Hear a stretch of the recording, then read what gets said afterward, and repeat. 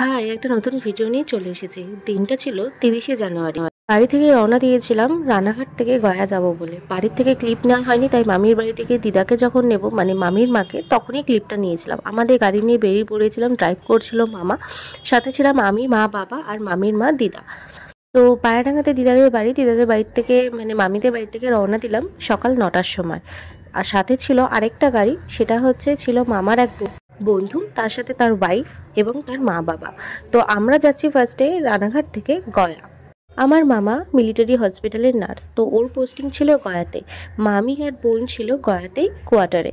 তো আমরা ফার্স্টে যাব গয়াতে কোয়ার্টারে, তারপরে বেরোবো অন্য জায়গায়। আর যেহেতু মামা আর্মিতে, তাই জন্যই আমাদের গাড়িতে আর্মি লেখা হয়েছিল। তো আমরা ফার্স্টে গয়া যাচ্ছি, তারপরে কোথায় যাব তার জন্য পরপর কিছু ব্লগ আসবে, সেগুলো তোমাদের দেখতে হবে। এটা ছিল আমাদের লাইফে সব থেকে বড় লং ড্রাইভ। হ্যাঁ, হয়তো ট্রেনে যেতেই পারতাম, কিন্তু ট্রেনে যাইনি। বাবার তো অপারেশন হয়েছে, বাবা ট্রেনে জার্নি করতেও পারবে না। আর গাড়িতে নিয়ে গেছিলো, যেহেতু মামা এসেছিলো, মামা আগের দিন এসে আমাদেরকে পরের দিন গাড়িতে নিয়ে গেল। তো এবার লাঞ্চের টাইম হয়ে গেছে, আমরা সবাই নেমে পড়েছি লাঞ্চের জন্য একটা ধাবাতে। এখানে আমরা নর্মালি ভেজ থালি নিয়েছিলাম, ডাল, আলু ভাজা, আচার আর একটা আলু ফুলকপির তরকারি ছিল। তো আমরা নর্মালি খেয়ে দিয়ে গাড়িতে উঠে আবার রওনা দিলাম গয়ার উদ্দেশ্যে। যতক্ষণ ওয়েস্ট বেঙ্গলে ছিলাম খুব একটা জ্যাম পাইনি, ভালোই আমাদের গাড়ি ড্রাইভ হচ্ছিল। কিন্তু যখনই আমরা ওয়েস্ট বেঙ্গল পেরিয়ে ঝাড়খণ্ডে এলাম, তখন প্রচুর ভিড় ছিল। বুঝতেই পারছো কেন? কুম্ভের জন্য। তো কুম্ভের জন্য প্রায় এমনই ভিড় ছিল, প্রায় আমরা 24 ঘন্টা আমাদের রাস্তাতেই কেটে গেছে। যেখানে রানাঘাট থেকে গয়া যেতে মোটামুটি 9-10 ঘন্টা মতো টাইম লাগে, সেখানে আমাদের 24টা ঘন্টা লেগেছিল। পরের দিন সকালবেলা 7টা না 8টা নাগাদ আমরা পৌঁছেছিলাম গয়াতে মামার কোয়ার্টারে। সেই জন্য 30শে জানুয়ারি রাতটা প্রায় জ্যামেই কেটেছিল। সারা রাত প্রায় 7-8 ঘন্টা আমরা গাড়িতে একই জায়গাতে দাঁড়িয়েছিলাম। সাইডে না ছিল কোনো দোকানপাট, না কিছু, না হোটেল যে আমরা গিয়ে একটু রেস্ট নেবো বা ই করবো। সারাটা রাত আমাদের গাড়িতেই কেটেছে। তবে হ্যাঁ, ঝাড়খণ্ডে ঢুকে এই দূরে যে পাহাড়গুলো দেখছিলাম, পাহাড়গুলো দেখতে দেখতে যেতে বেশ ভালোই লাগছিল। প্রথমে তো ভালোই লাগলো, তারপরে যে জ্যামটা পেলাম না, কি আর বলবো। তখন মনে হচ্ছিল কেন যে আসলাম। দেখো দূরের পাহাড়গুলো কি সুন্দরই না লাগছে। পাহাড় দেখে মনে হচ্ছিল যাই একটু পাহাড়েই নয় ঘুরে আসি, কিন্তু আমরা তো যাচ্ছি অন্য জায়গায়, তাই জন্য এই পাহাড়গুলো দেখেই মন ভরাচ্ছিলাম আর কি। পরে আবার কোনো সময় ডেস্টিনেশন করব পাহাড়ে। রানাঘাট থেকে গয়ায় কিন্তু আমাদের ডেস্টিনেশন ছিল না, আমাদের ডেস্টিনেশন ছিল আরও অনেক জায়গা, অনেকটা দূরের জায়গা। কি ছিল সেগুলো তোমাদের আস্তে আস্তে বলবো। ফার্স্টের দিনের ব্লগটা আজকে শেয়ার করছি, নেক্সট পরপর সব ব্লগ চলে আসবে। যদি জানতে চাও আমরা কোথায় গেছিলাম, কিভাবে গেছিলাম, তাহলে তোমাদের আমার পরের ব্লগগুলো অবশ্যই দেখতে হবে। আর সাথে আমার চ্যানেলটা কিন্তু সাবস্ক্রাইবও করে দিতে হবে। ভালো লাগলে অবশ্যই কমেন্ট করে জানাবে কেমন লাগলো আমার ব্লগগুলো। লং ভিডিও খুব কমই শেয়ার করি, তোমরা জানো, কিন্তু এটা যেহেতু একটা স্পেশাল একটা ব্লগ, তাই জন্য যাত্রাটাও খুব মানে ভালো একটা লং ড্রাইভ ছিল, তাই জন্য তোমাদের সাথে শেয়ার করলাম। মাঝে বিকেলে আমরা দাঁড়িয়ে পড়েছিলাম চা খেতে। এই দোকানের চাটা বেশ ভালো লাগলো। আমি ন্যাচারালি চা খেতে, সব জায়গায় চা খেতে খুব একটা পছন্দ করি না, বাট মামারা আগে খেয়ে বললো, বাবা আগে খেয়ে বললো খুব ভালো লাগলো চাটা, তাই জন্য টেস্ট করলাম। সত্যি চাটা ভালো ছিল। আর জার্নি করে এখনই অবস্থা দেখো, কি অবস্থা, কাহিল হয়ে গেছিলাম আমরা সবাই।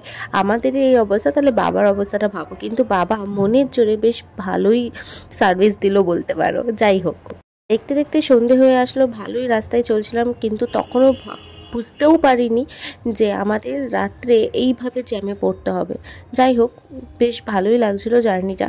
এই জ্যামে পড়ার পরেই না মনে হয়েছিল কেন এলাম, কিন্তু বিশ্বাস করো শুধু এই একটা রাতে এরকম জ্যামে পড়তে হলো। তারপরে আমরা যতক্ষণ ঘুরেছি কোথাও কোনো জ্যাম পাইনি, খুব ভালোভাবে ঘুরেছি। এই দেখো পড়ে গেলাম তো জ্যামে।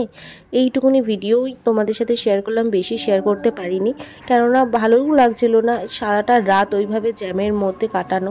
খুবই বিরক্তিকর একটা ব্যাপার ছিল। প্রচুর মানুষ কুম্ভে যাচ্ছিল, প্রচুর মানুষ ফিরছিল কুম্ভ থেকে, তাই জন্যই এই জ্যামটা। আর ভীষণ বাজে অবস্থা, রাস্তায় কোনো ট্রাফিক ছিল না, না কোনো সিগন্যাল, মানে খুবই বাজে রাস্তার পরিস্থিতি ছিল। রাস্তা ভালো হলে কি হবে, জ্যামের যা বাজে পরিস্থিতি ছিল কি আর বলবো তোমাদের। বাধ্য হয়ে আমরা কটা গাড়ি রং সাইড দিয়ে যাচ্ছিলাম। দেখো ওই সাইডের জ্যামটা তোমাদের সাথে দেখাচ্ছি, শেয়ার করছি। সব বড় বড় লরিগুলো বেরোয় আর পুরো এইরকম যেখানে সেখানে গাড়ি ঢুকিয়ে দিয়ে দাঁড় করিয়ে দেয়, ব্যাস জ্যাম হয়ে যায়। আর আমাদের ছোট গাড়িগুলোরও হয়ে যায় অসুবিধা, না বেরোতে পারে কোথাও দিয়ে, না যেতে পারে। তাই জন্য আমাদের ওখানকার কিছু পুলিশ বলেছিল যে তোমরা রং রুট দিয়ে যেতে পারো, অসুবিধা নেই। তাই আমরা রং রুট দিয়েই গেছি। তো এইভাবে রাতটা পুরো কাটলো। সারা রাত জ্যামে কাটানোর পর এই হচ্ছে ভোরের সিচুয়েশন। তখন বাজে ভোর 5টা কি 5:30 এরকম। আমরা বেরোলাম, অনেক কষ্টে বেরিয়েছি, যেহেতু মামার আর্মি ইয়েটা ছিল বলে, স্টিকারটা লাগানো ছিল বলে আর কার্ড ছিল বলে আমাদেরকে ছেড়ে দেওয়া হয়েছে। আমাদের সাথে দুটো গাড়ি ছিল, আরেকটা যে মামা গেছিলো তার বাবা ছিলেন এক্স আর্মি, তো তার গাড়িতেও এরকম লেখা ছিল বলে আমাদের ছেড়ে দেওয়া হয়েছে। আর বাবাও একটু অসুস্থ হয়ে পড়ছিল বলে ওই জন্য আমরা বলে দুটো গাড়ি সাইড করে বেরিয়ে এসে। বাট খুবই বাজে পরিস্থিতি, খুবই জ্যামের খারাপ পরিস্থিতি, দেখতেই পাচ্ছ। রীতিমতো ঝগড়া করে অনেক স্ট্রাগল করে আমরা ওখান থেকে বেরিয়েছি, সেটাই তোমাদের সাথে শেয়ার করলাম। দেখো এখন বাজে 6:40, সারাটা রাত, বুঝতে পারছো, যেখানে আমরা এতক্ষণে গয়াতে পৌঁছে জাস্ট সারা রাত ঘুমিয়ে টুমিয়ে উঠতে পারি, সেখানে আমরা সারাটা রাত এরকম জ্যামে কাটিয়েছি। দেখো গাড়িগুলো যেখানে সেখানে যেভাবে ঢুকে দিয়েছে, না আছে কোনো ট্রাফিক না কিছু। 8:20 বাজে সকাল, তখনও আমরা পৌঁছাইনি, যেখানে আগের দিনই সন্ধ্যেবেলা আমাদের পৌঁছে যাওয়ার কথা। আর ঘুরে আসার পর অনেক দিন টাইম লেগে গেছে ভিডিওগুলো এডিট করতে, সব রেডি করতে। যার ঘুরে আসা সমস্ত কিছু গোছানো, সেইগুলোর একটা ব্যাপার আছে। দিয়ে তোমাদের সাথে ভিডিওটা এডিট করে শেয়ার করছি। এটা ফার্স্ট ডে ছিল, আর যখন ভয়েসটা আমি দিচ্ছি তখন রাস্তা দিয়ে প্রচুর গাড়ি ঘোড়ার আওয়াজ, প্রচুর গাড়ি ঘোড়া যাচ্ছে, কিছু মনে করো না, সেগুলোকে অ্যাভয়েড করো। দেখো সকাল কটা বাজে, তখনও আমরা এই রকম রাস্তায় যাচ্ছি। আর ফেরার পরে শরীরটাও একটু খারাপ হয়ে গেছিলো, তাই জন্যই ভিডিওগুলো দিতে লেট হয়ে গেল। ফাইনালি আমরা গয়াতে পৌঁছেছি, আর গয়াতে পৌঁছানোর সাথে সাথে আর কোথাও একটু টাইম ওয়েস্ট না করে সোজা চলে গেছিলাম মামার কোয়ার্টারে। আর এর আগেও 1.5 বছর আগে মামার এখানে এসছিলাম গয়াতে, তখনই আমাদের মোটামুটি সব ঘোরা ছিল। তো আর এই বছর আর সেভাবে ঘুরিনি আমরা। ওই দিনই সারাদিন রেস্ট করে আবার সন্ধেবেলা বেরিয়ে পড়েছিলাম, সন্ধেবেলা কি রাতের বেলা বেরিয়ে পড়েছিলাম আমাদের নেক্সট ডেস্টিনেশনে।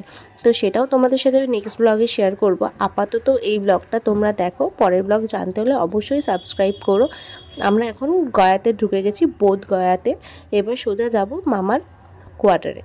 যাওয়ার পথে রাস্তায় পড়েছিল হচ্ছে গয়া এয়ারপোর্ট, সেটাও তোমাদের সাথে শেয়ার করে দিলাম। এই হচ্ছে গয়া এয়ারপোর্ট।